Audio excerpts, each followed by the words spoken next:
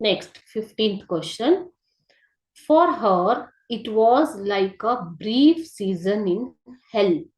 For her, it was like a brief season in hell. Brief ಅಂತಂದ್ರೆ ತುಂಬಾ ದೊಡ್ಡದು, ದೊಡ್ಡ ಅಂದ್ರೆ ಉದ್ದವಾದ, ಸೀಸನ್ ಕಾಲ, ಇನ್ ಹೆಲ್ ನರಕದಲ್ಲಿ ದಿನಗಳು ಹೋಗ್ತಾ ಇದಾವೆ ಅಂತ ಆಕೆಗೆ ಅನ್ಸ್ತಾ ಇತ್ತು. ಯಾಕೆ? What was like a brief season in hell ಅಂದ್ರೆ ಅರ್ಥ ಏನು? A week in bed, doctor ಹೇಳಿರೋ ಪ್ರಕಾರ ಬೆಡ್ ರೆಸ್ಟ್ ತಗೋಬೇಕು 1 ವೀಕ್.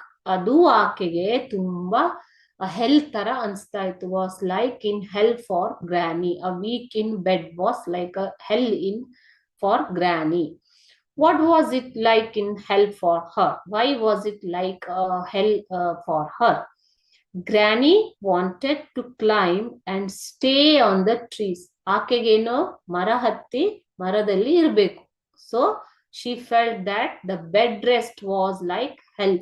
ಇಡೀ ದಿನ ಮಲ್ಕೊಂಡಿರೋದು ಅಥವಾ ಹಾಸಿಗೆಯಲ್ಲೇ ಇರೋದು ಆಕೆಗೆ ತುಂಬಾ ಬೇಜಾರಾಗ್ತಾ ಇತ್ತು. So she wanted to climb and stay on the trees. So she felt very much like hell in the bed. Who would be like, what would be like heaven for her?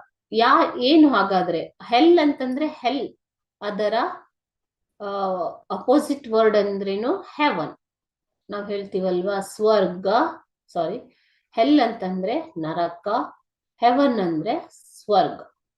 So ಆಕೆಗೆ bed ಅಲ್ಲಿರೋದು ಹೆಲ್, ನರಕ ಅಂದ್ರೆ, ಹಾಗಾದ್ರೆ ಸ್ವರ್ಗ ಅಂದ್ರೆ ಏನು? Heaven ಅಂದ್ರೆ ಏನು? Climbing trees was like heaven to her. ನಿಮ್ಗೆ ಗೊತ್ತಿದೆ, ಗ್ರ್ಯಾಂಡ್ ಮಾಗೆ ತುಂಬಾ ಖುಷಿ, ಆಕೆಯ ಒಂದು ಪ್ಯಾಷನ್ ಅಂದ್ರೆ ಏನು? Climbing trees. ಸೊ ಟ್ರೀನ ಕ್ಲೈಂಬ್ ಮಾಡೋದೇ ಆಕೆಗೆ ಒಂದು ಸ್ವರ್ಗದ ತರ.